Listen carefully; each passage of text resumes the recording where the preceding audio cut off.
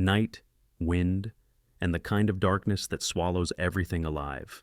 In July of 1967, on the summit of the highest peak in North America, Denali, an entire group of climbers disappears.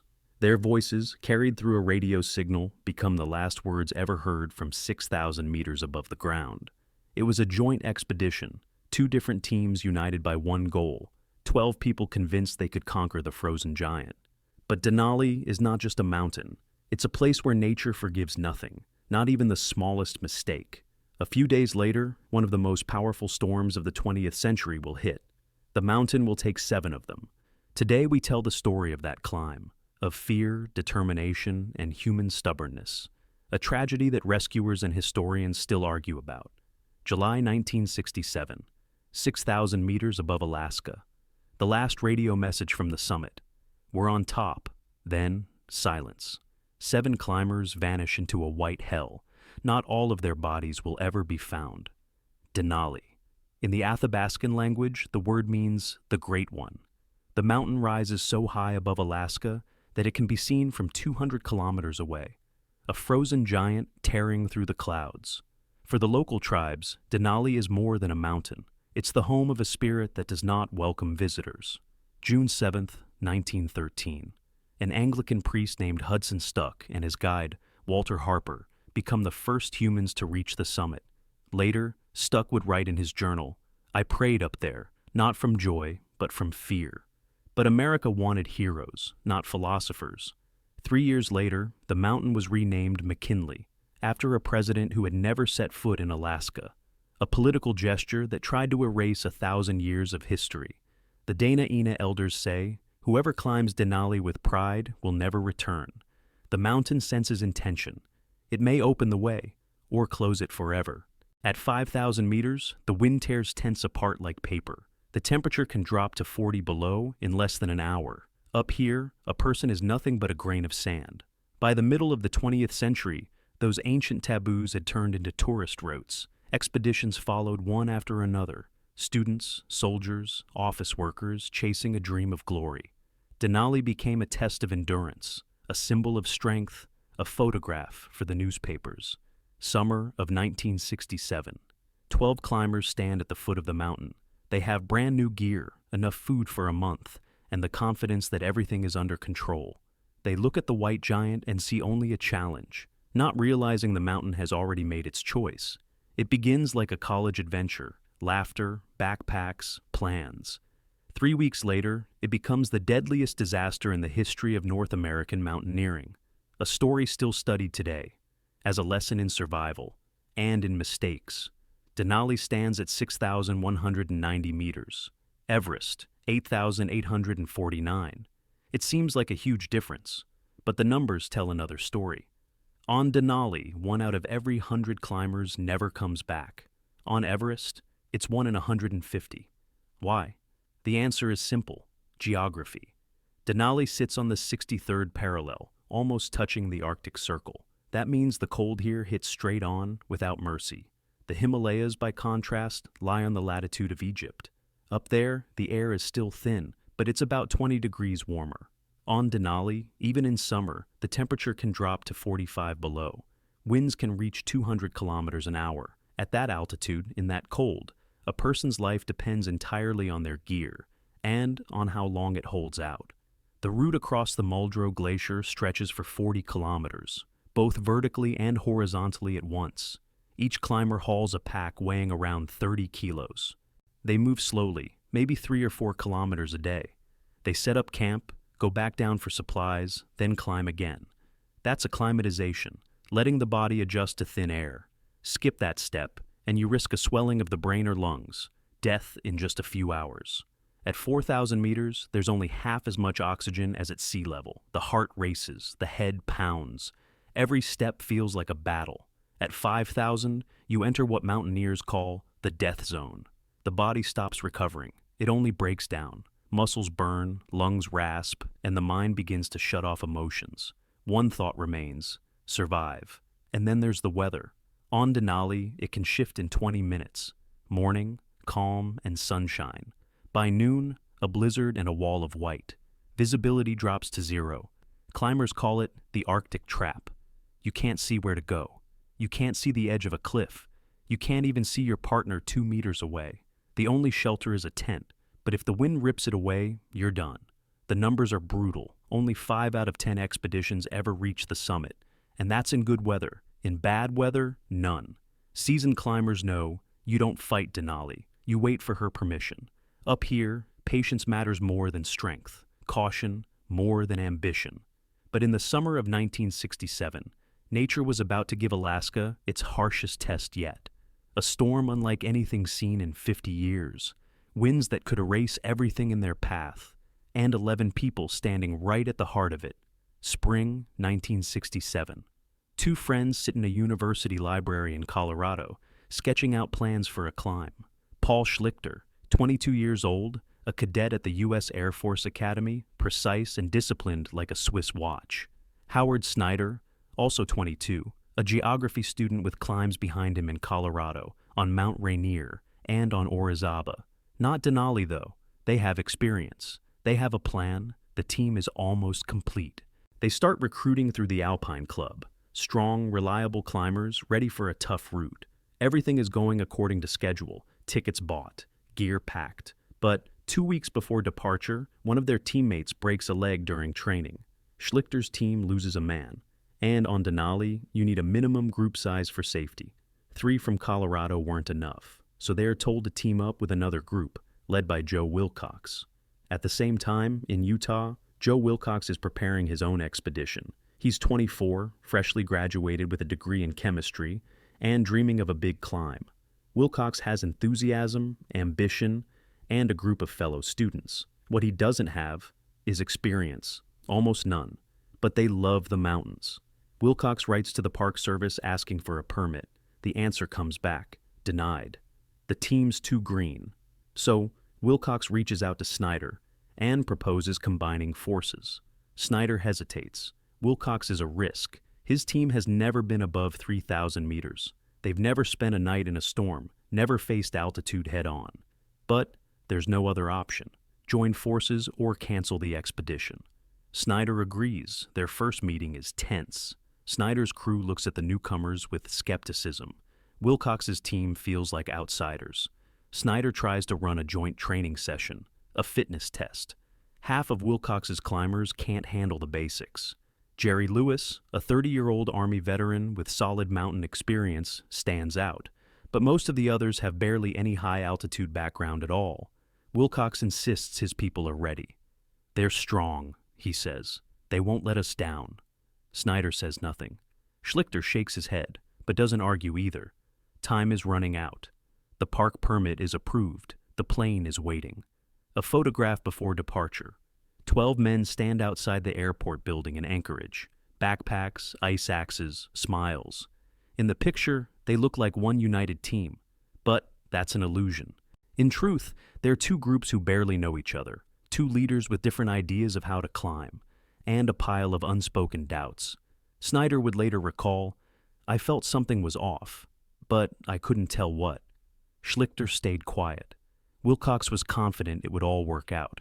And beneath that mix of optimism and unease, tension began to build, the kind that, high on the mountain, would turn into disaster. June 22nd, 1967. The temperature, 20 below. 12 climbers take their first step onto the Muldrow Glacier.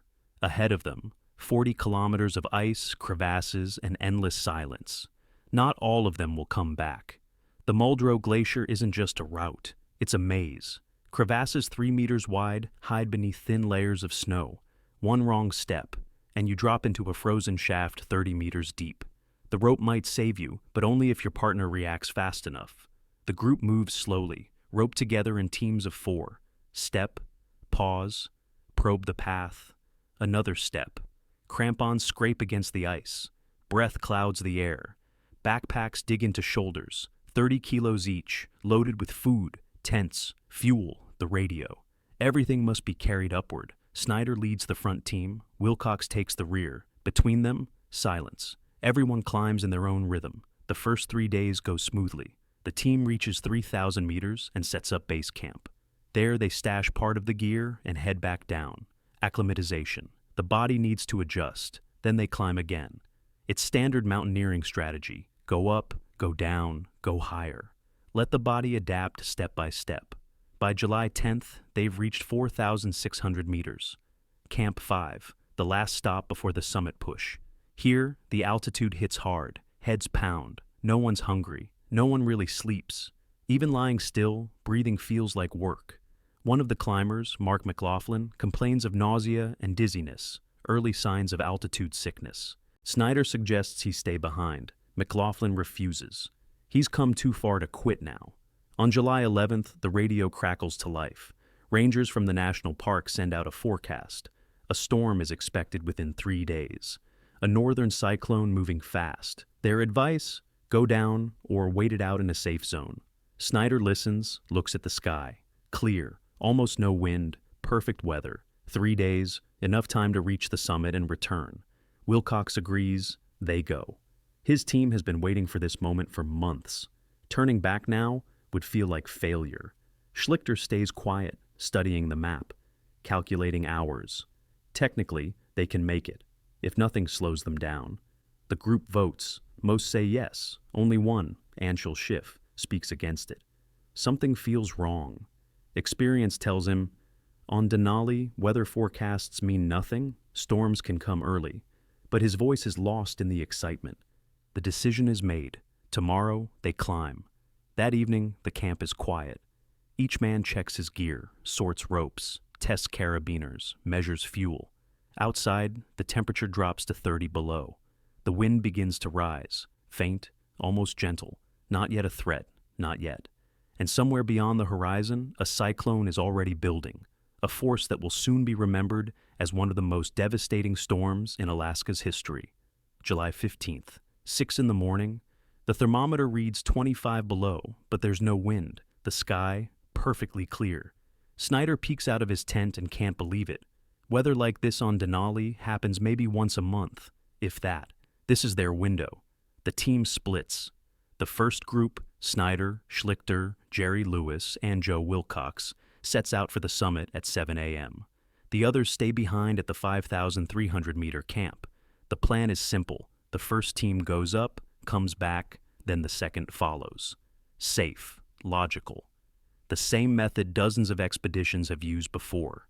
The climb takes 6 hours. Every step feels heavier than the last. At 6,000 meters, there's only half as much oxygen as at sea level. Lungs burn, hearts hammer close to 180 beats per minute. Muscles protest. But they keep going, meter by meter. Snow crunches under their boots. The horizon opens wider with every step. Alaska spreads below them like a frozen map. At 1 in the afternoon, Snyder is the first to reach the top. The others follow. They stand on the highest point in North America, 6,190 meters above the sea. Around them, nothing but sky and clouds. Absolute silence. No wind. The cold is sharp but bearable. Snyder plants the flag in the snow. Schlichter takes photos. Lewis laughs, part exhaustion, part relief, part pure joy.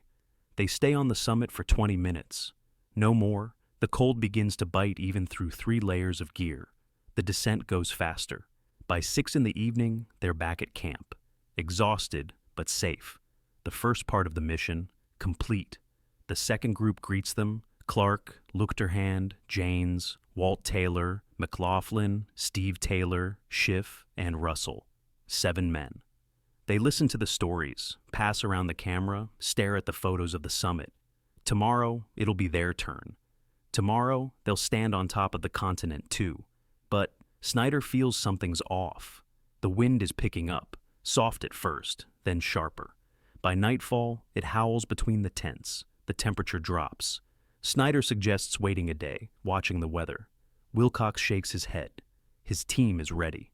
They've waited too long. Missing this chance feels unthinkable. Schlichter steps in. Joe, let's be careful. One day won't change much. Wilcox just shakes his head. We have our window, he says. We're going. The radio is silent. The link to park headquarters has vanished. Maybe static from the oncoming clouds. Maybe a fault in the set. Snyder tries again, but all he hears is a hiss of white noise. He looks up. The stars are still visible, but a gray curtain is already crawling across the horizon. At dawn, the second team sets out. 6 men this time. Steve Taylor stays behind, unwell. Snyder stands outside the tent and watches them disappear into the dark. Their headlamps flicker, then fade over the ridge.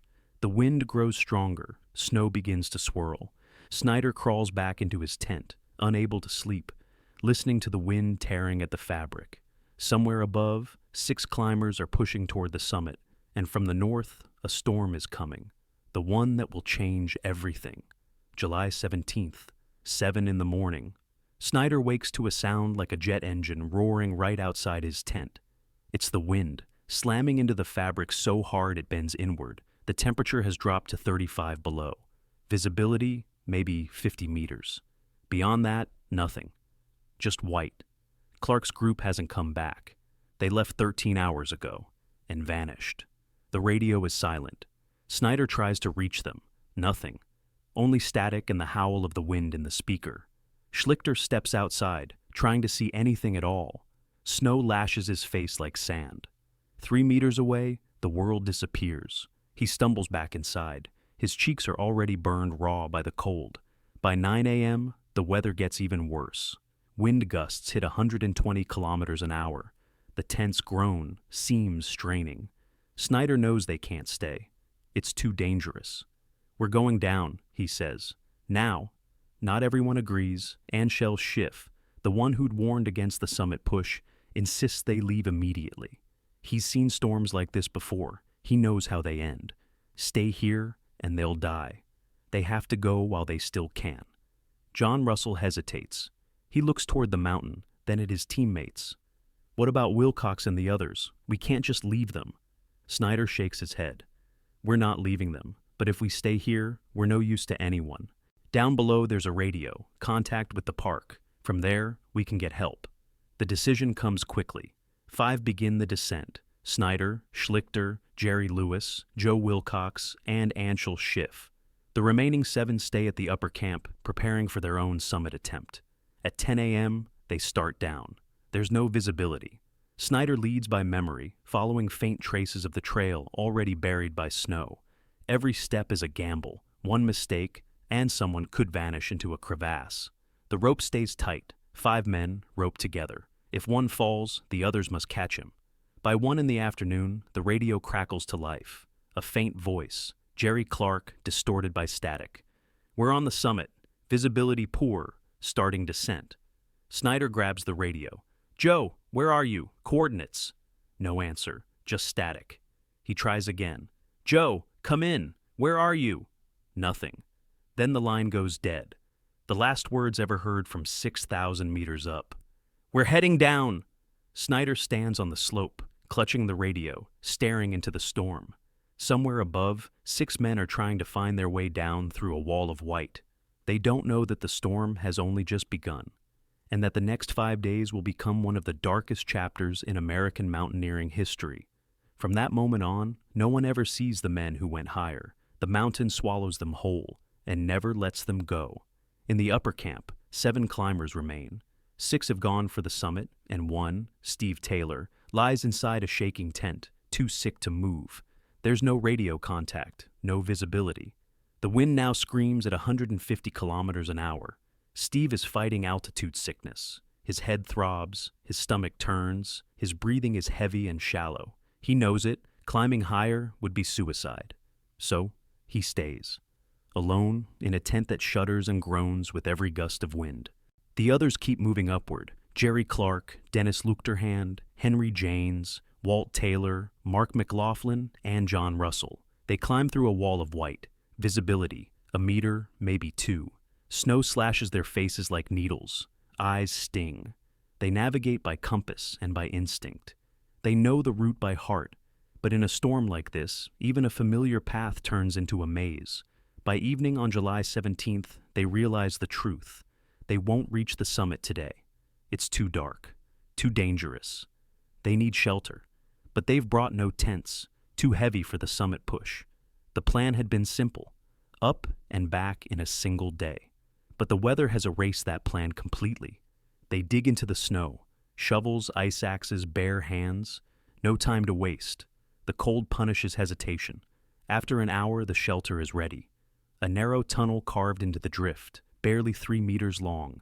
6 men crawl inside, cramped, freezing. But it blocks the wind. They press against each other for warmth and wait for morning. No one sleeps. They just listen to the storm tearing across the mountain above them. July 18th, 6 in the morning. The weather eases, just a little. The wind drops to around 80 kilometers an hour. Visibility stretches to maybe 20 meters. Jerry Clark quietly takes charge. They're so close, only 300 vertical meters from the summit. An hour, maybe 2, and then a quick descent. They'll be back at camp by nightfall. They leave the snow cave. The cold stings their lungs. Snow up to their knees. Every step feels endless, but they keep moving. 1 meter, then another. Clark leads. The others follow in a tight line. The radio is dead, the battery long drained by the cold. At 11:30 that morning, the radio in the lower camp suddenly crackles to life. A broken voice through static. Jerry Clark. "We're on the summit, starting the descent." The park rangers record the message and relay it onward. Up on Denali's crown, 6,190 meters, they stand in a world of white. No horizon, no sky, no sense of direction. Just snow and wind and cold beyond imagination. The cameras are frozen solid. The flag stays packed. It wouldn't survive a second in that wind. They remain there for barely 3 minutes. Then they turn around and begin to descend. Downward, toward camp, toward warmth, toward life. But the mountain doesn't let go. July 18th, noon. 5 climbers begin their descent from the summit of Denali. One of them had turned back earlier. 20 minutes later, the world around them explodes. The wind rises in an instant, from 60 to 100 miles an hour in just a few seconds. Snow stops falling and starts flying sideways, slicing through the air like shards of glass. Visibility drops to 0. Whiteout. No sky, no ground. Only the deafening roar that swallows every scream. Meteorologists will later call it an extreme category cyclone. Wind speeds reach over 120 miles an hour at 16,000 feet. And higher up, it's worse. Gusts hit 180, sometimes 300 miles an hour. Tornado strength. A wind like that knocks a person off their feet and drags them down the slope like a rag doll. The temperature plunges to 40 below 0. With wind chill, it feels like minus 70. At that cold, exposed skin freezes solid in half a minute. Every breath burns the lungs. Fingers go numb, even inside gloves. And Clark's team is stranded on an open slope. No shelter, no tent. Just sleeping bags and thin storm gear. Far below, at 17,000 feet, Steve Taylor hears a deep rumble. His tent begins to tear apart at the seams. The wind rips out the stakes, the fabric snapping like gunfire. Steve grabs the poles, trying to hold on. It's useless. A gust wrenches the tent from his hands and hurls it into the void, gone in a second. Steve Taylor is left alone on the open glacier. He dives into his sleeping bag, buries himself in snow, and prays. Contact with the summit is lost. Clark's radio stays silent. Either the battery's dead or the antenna's gone. Steve tries calling again. Nothing. He switches to the emergency channel, calls the base. No reply. The signal can't break through the wall of snow and ice. By nightfall, Steve knows the team isn't coming back. Not tonight. Maybe tomorrow, maybe never. He has to get down while he still can. He gathers what's left of his gear, ties the ropes together, and starts descending. Alone, in the dark, in the storm. Every step is a gamble. The next day, July 19th, rangers at the national park pick up a distress call. It's not from Wilcox, it's from another climber on a nearby route who caught fragments of their transmission. The message is brief. Team on Denali in trouble. Storm. Need help. The park goes on full alert. Helicopters are prepped for takeoff, but they can't fly. Winds on the ground are 60 miles an hour, twice that in the air. Pilots refuse to go. It's not a rescue, it's suicide. The mountain has sealed its gates and turned the summit into a frozen prison with no way out. July 19th. 14,900 feet. 5 climbers press themselves against the slope and wait. Snyder, Schlichter, Jerry Lewis, Joe Wilcox, and Anshel Schiff, the ones who made it down before the storm hit. They're alive, for now. The blizzard has been hammering them for 3 straight days. 2 tents stand side by side, one for 4 people, one for 3. On the first night, the The wind rips the stakes out of the larger tent. The fabric splits with a sound like an explosion. Inside, all their gear, gas canisters, most of the food. Snyder dives forward, trying to save something. He grabs a pack, yanks out a sleeping bag, and the tent is gone, swallowed by the storm in a second. The five of them cram into the smaller tent. There's no room to move, barely space to breathe. Snow piles against the entrance, and every hour someone has to dig it out, or they'll suffocate. Inside, it's 20 below. Outside, 40 below. That thin layer of nylon is all that separates them from death. Food is almost gone. A few chocolate bars, a handful of nuts. One packet of dry soup to split 5 ways. The gas is empty. No way to melt snow. So they eat it as it is. It makes them even colder, but there's no other choice. Without water, they'd die faster. At least snow gives them a little moisture. At that altitude, the body doesn't recover. It breaks down. Every hour burns through calories. Muscles fade. The mind begins to slip. Sleep turns into fevered drifting. Snyder wakes in the night and doesn't know where he is. Schlichter mutters nonsense. Schiff just lies there, staring at the roof of the tent, silent. July 20th. The storm still hasn't stopped. The wind screams so loud they can't talk to each other. Every word is drowned out. They lie still, conserving energy. Every movement costs too much. Schlichter pulls out a notebook, tries to write. His hand shakes. The letters blur. He gives up. July 21st. Day 4. Snyder knows if the storm doesn't end tomorrow, they won't make it. Their strength is gone. Fingers no longer obey. One of them, Jerry Lewis, starts to hallucinate. He says he can see a light down below, says someone's coming. Snyder peeks through the flap. Nothing, just snow and wind. July 22nd. The 5th day under siege. No food left. Only snow. They lie in silence, listening to the storm, thinking the same thought. Will we make it till morning? July 23rd. Dawn.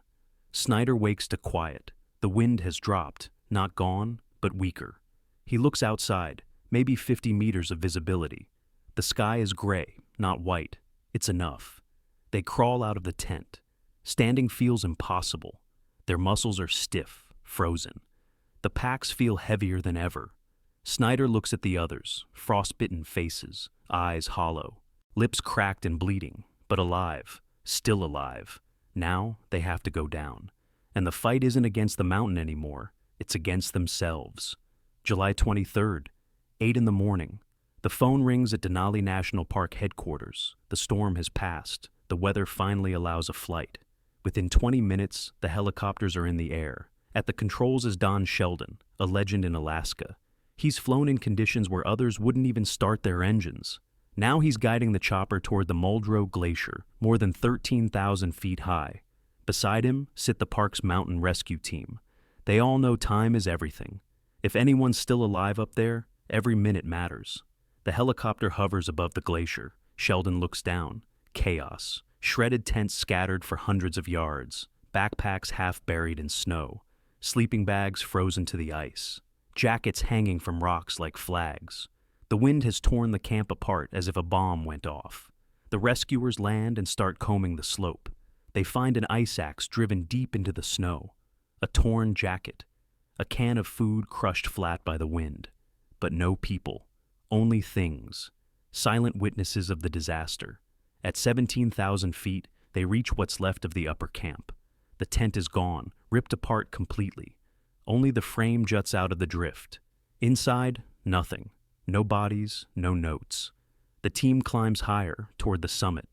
Visibility is terrible. Snow up to their waists. Every step a struggle. They search for 3 hours. Nothing. July 24th.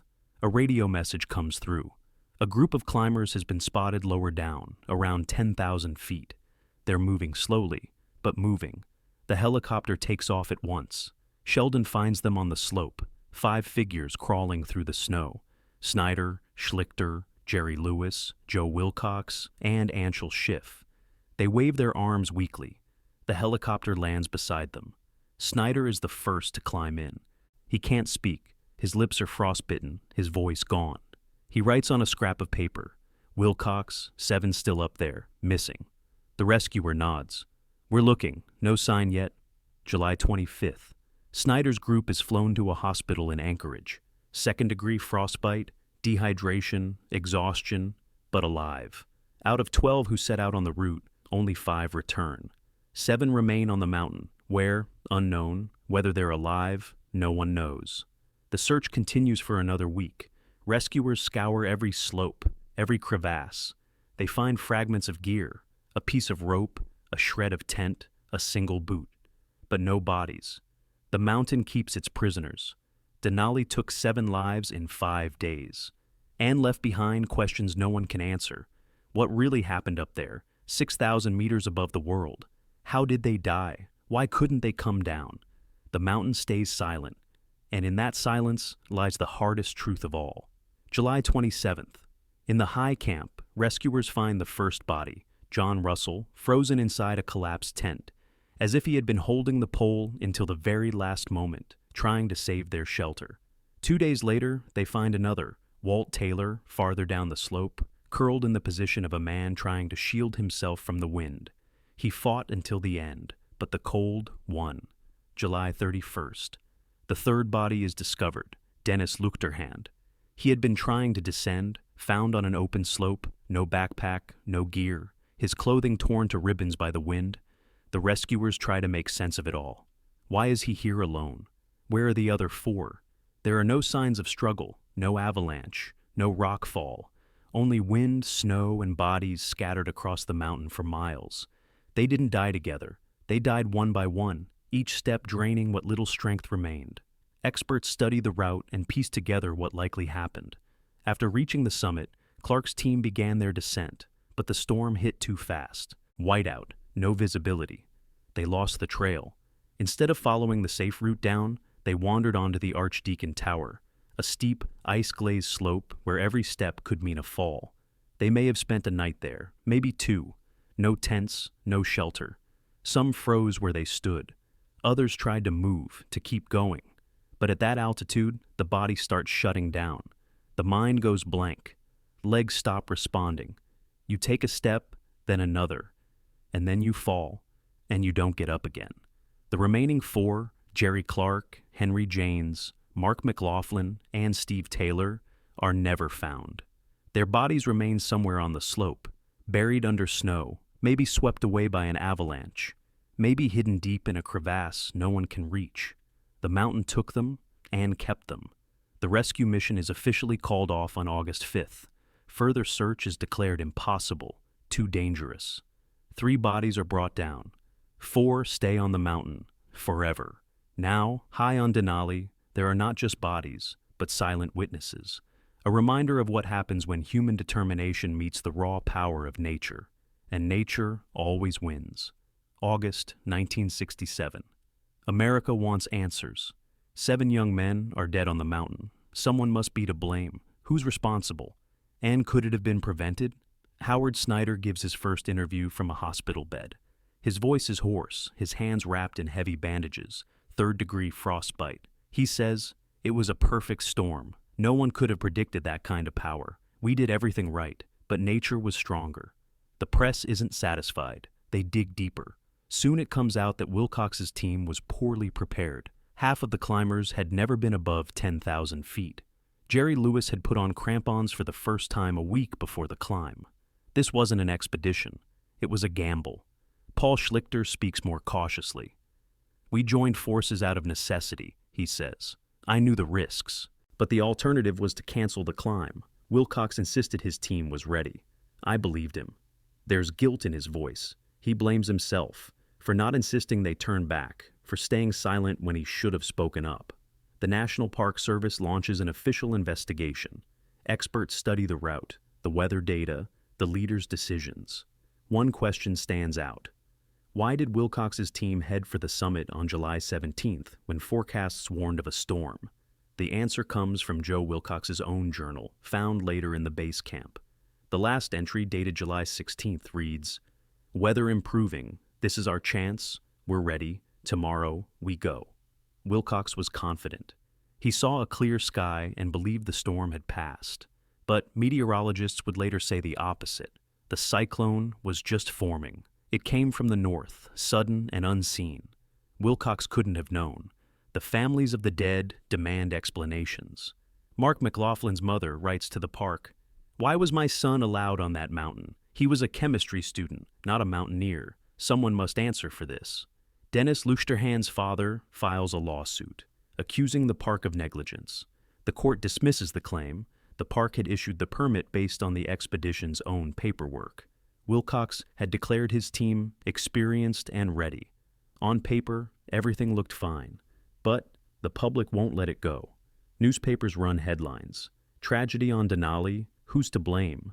The climbing community splits in two. Some defend Wilcox. He was the leader, he made the call, and he paid the price. Others condemn him. He led unprepared men into a death trap. Snyder writes a book, Hall of the Mountain King. In it, he tells the story in full: the climb, the storm, the loss. His conclusion: everyone was to blame, and no one was. The mountain forgives no mistakes, and there were mistakes at every step. The truth is never found. Because the truth stayed there, 6,000 meters up, where there are no witnesses, where the only thing left to speak is the wind. 1968. Denali National Park introduces new rules. From now on, every expedition must pass a mandatory inspection. Team experience, equipment, route plans, everything is reviewed and approved. A minimum of 2 years high-altitude climbing experience is required. Radios are now mandatory. Food supplies must last 2 weeks beyond the planned schedule. The tragedy of 1967 has rewritten the rulebook. Mountaineering schools around the world add the Wilcox expedition to their training programs. It's no longer just a tragedy. It's a case study in survival. Instructors dissect every decision. Why merge 2 teams? Why climb into a storm? Why not turn back when there was still time? Students take notes. They remember. They promise not to repeat those mistakes. Denali becomes a symbol, not of height, not of conquest, but of limits. That invisible line where nature says, no farther, and where a person must have the wisdom to listen. Seasoned climbers no longer call it by name. They simply say, the big one, with respect, with fear. Each year, about 1,000 climbers set out for Denali. Only half reach the summit, the rest turn back. That's not failure, that's wisdom. The mountain gave them a chance, showed them its power. They took the lesson and walked away alive. That's victory. But not everyone learns. Every year, the mountain takes new lives. Since 1967, more than 130 climbers have died on Denali. The causes vary: avalanches, crevasses, altitude sickness. But most often, it's the storm, the same kind, sudden, violent, merciless. At Denali's base, camp stands a memorial plaque. Etched into it are the names of the 7 who died on the Wilcox expedition: Jerry Clark, Dennis Luchterhand, Henry Janes, Mark McLaughlin, Walt Taylor, Steve Taylor, and John Russell. Each year, before beginning their ascent, climbers stop there. They read the names, they stand in silence. It's a ritual, a reminder that the mountain forgives nothing. Howard Snyder returns to Denali 10 years later. In 1977, he climbs to the summit once more. Standing there, looking down, he cries. Not tears of triumph, but of remembrance. He lived, they didn't. Why? There's no answer. Paul Schlichter never returns to the mountains. He becomes an engineer, builds bridges, lives a quiet life. In a 1990 interview, he says, "Denali took a part of me. I left more than friends up there. I left behind the belief that humans can control everything." And the mountain remains. White, silent, eternal. Every year new people come. They want to reason with it. They want to conquer it. But some summits can't be conquered. You can only be allowed to stand on them. And that permission doesn't come from man. It comes from the mountain. The summit of Denali, 20,380 feet. The wind screams at over 120 miles an hour. Snow spins in an endless dance. The temperature sits at 40 below. There is no life here, only ice, stone, and silence. For humans, it's never enough. Never high enough, never fast enough, never enough victory over ourselves. We keep climbing because we can't help it. It's in our nature to seek the limit, to find the edge, to cross it, and then to look for the next one. Mountains are mirrors. They show us who we really are. In the city, you can hide, behind words, behind comfort, behind roles you play. But at 6,000 meters, the masks are torn away by the wind. What's left is raw and simple: fear, stubbornness, the will to live, or the need to prove something. Denali isn't an enemy. It doesn't hate, it doesn't punish, it simply is. It's been here for millions of years. It stood before us, and it will stand long after. People come and go, leaving traces the snow erases within hours. The mountain doesn't notice. It doesn't care. Everyone who climbs Denali isn't really climbing toward the summit. They're climbing toward themselves, toward that moment when they have to choose, to go on or to turn back, to risk or to retreat, to listen to reason or to pride. And that choice, that's the real summit, because it decides whether you'll return to the valley or stay up here forever. 7 climbers chose to keep going, even as the storm closed in. 5 reached the top, but the price was too high. They paid for those few minutes on the highest point of the continent with their lives. Was it worth it? There's no right answer. Each of us must decide for ourselves. Experienced climbers say, the real summit isn't the point where you stop climbing. It's the point from which you can still come back. Everything above that isn't achievement. It's temptation.